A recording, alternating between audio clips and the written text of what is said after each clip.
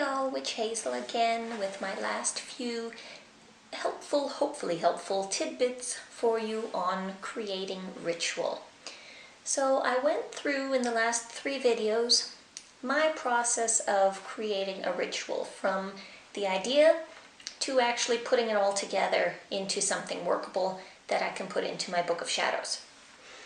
This last portion I'm going to talk about miscellaneous considerations that may or may not be important to you, but I found them to be important for me and a couple of these things to be helpful. So first, I want to emphasize the fact that having the perfect ritual outline, having the perfect ritual drawn up, means absolutely nothing if you never work the ritual. So the most important factor in ritual work and any spell work, craft work, whatever you do, is actually doing it. Doing the ritual, putting your good intention into it, that is the most important part of anything that you do.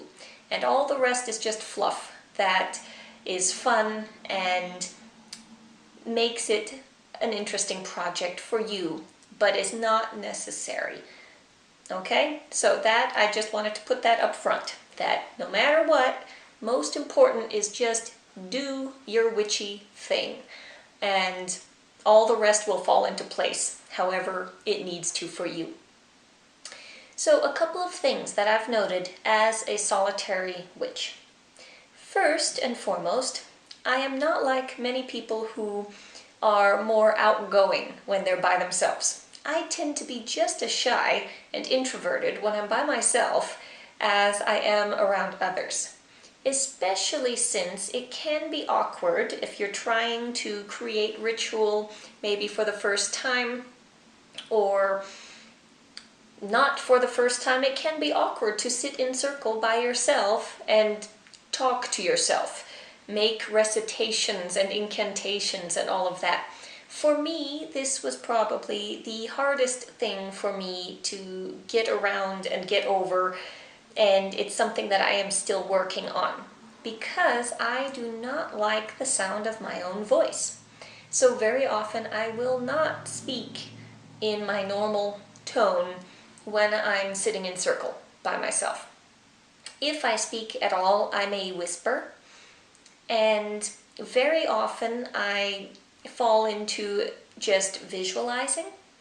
Visualizing works very well. So that, now I'm skipping ahead of myself, but what to do in that case when you don't quite feel comfortable making a oration or monologue, soliloquy, something for yourself in ritual. Options you have in that case are, as said, visualizing. You may spend time meditating, which involves many times visualizing. I've done that as well, and that's kind of why meditation is my fallback for actual working within ritual, because I don't often like to do little crafts. Why I don't know, because I am a rather crafty person in general, but I like to use ritual time as introspective time, and I do work with a lot of meditation. The downside to this is that I fall into some repetitive patterns that sometimes I feel like, well, I want to do something other than just visualize or other than meditate. So my encouragement would be to think of what things do you like, what activities do you like to do that you can incorporate into your magical work that would give you some variety, that will help to kind of make up for or substitute for some of the options that you would otherwise have if you're working in a coven. Basically the interaction aspect is what's missing many times for me in ritual. So I've been trying to find ways to kind of get around that and to find interesting things that I want to do in ritual to make it more effective for me. Meditation, visualization, we've talked about those. Some other things that I have been working with more recently there goes my dog again, are things like recording my ritual. And recording in the sense of a voice recording. As said, I don't like to speak. I don't like hearing my own voice when I speak, but I don't have the same problem with it when I'm listening to a recording of myself. And I think the reason is I'm not very good with memorization, and I think in order for my rituals to be truly beautiful, I think they can be very nice and very dramatic, very well done if I memorize them. But I have a hard time with it, and it just most of the time doesn't happen.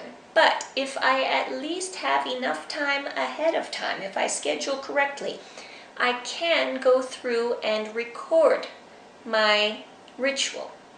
And this serves a couple of purposes. For one, I don't have to worry about what I'm going to say when I'm actually in circle. Meaning, if I can't remember what I wanted to say, I don't have to try and look back at my Book of Shadows or carry it with me while I'm trying to do other things. It's just less cumbersome and more relaxing because I'm not worrying about forgetting what I wanted to say. So recording yourself could be a good option. I so far don't mind it. I'm still deciding and debating whether or not it's something I want to continue with. The other thing that I have enjoyed adding into my ritual, which is often used by many people, but was not something that came to mind immediately for me, was music.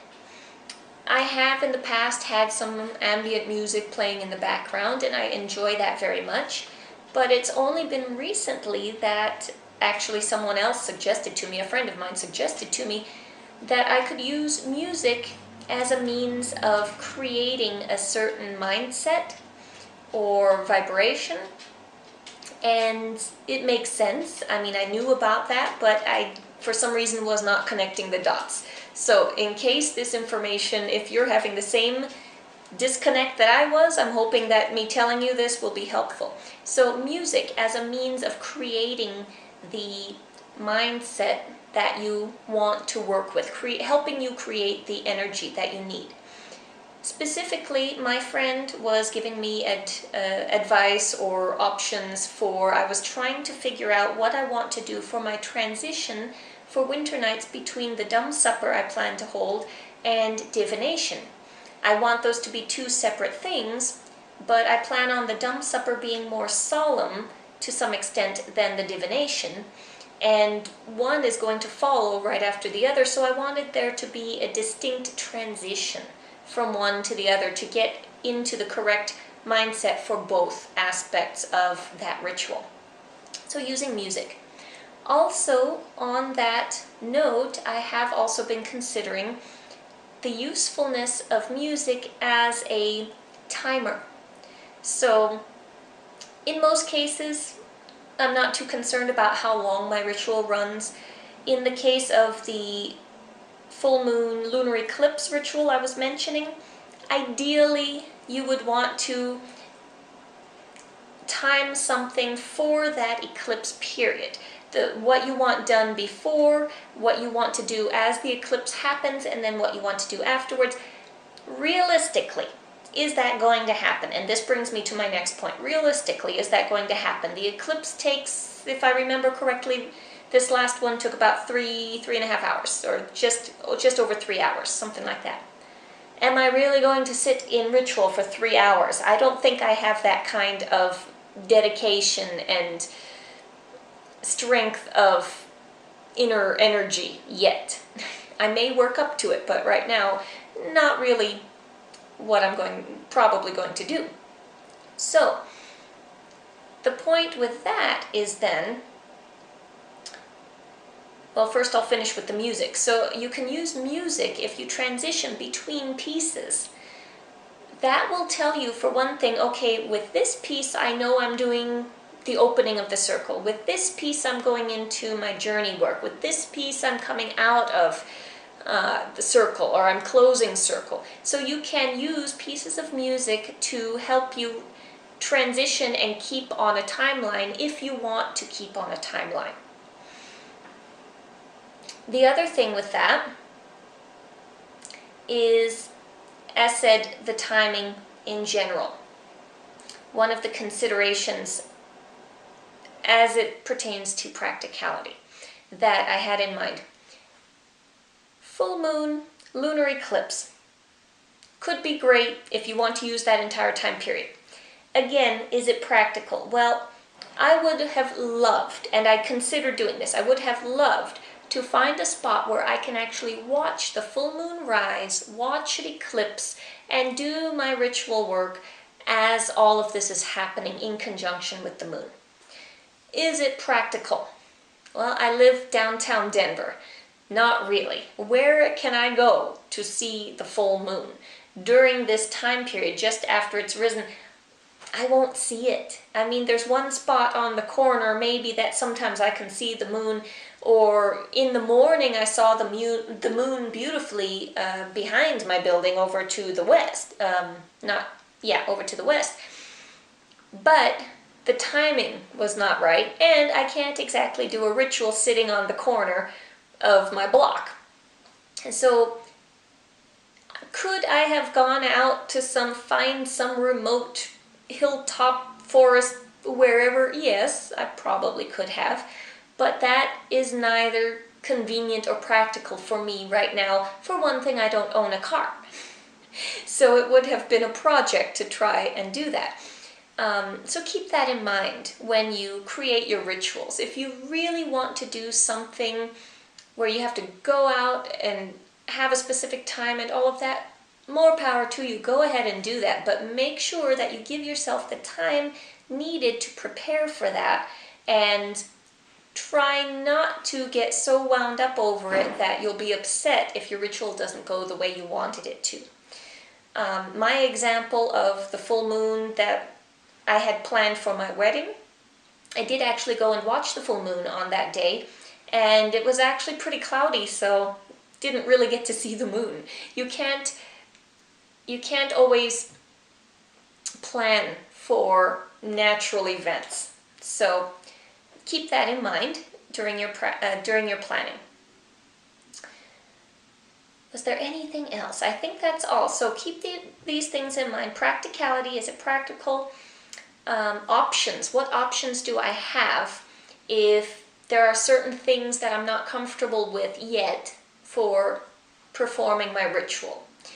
If you're by yourself, do you want to incorporate recordings? You might not want to if you don't want electronic equipment around, but this may be an option. Recordings, music, maybe you're a musician. You could incorporate music that you create yourself. Playing a singing bowl, that is very nice to also create energetic vibration and a sound aspect to your ritual. So these were just a couple of little miscellaneous thoughts that I had while I was putting together the other videos for you that didn't really fit into those, but I wanted to present them anyway in case they were useful to you. So again, thank you if you have made it all the way through all 4 videos. Thank you for that, an extra one for that. And otherwise, if not, I hope you do take the time to take a quick look at the other videos I have. And hopefully I will have more fun and useful stuff for you to come. Thanks very much. Blessed be.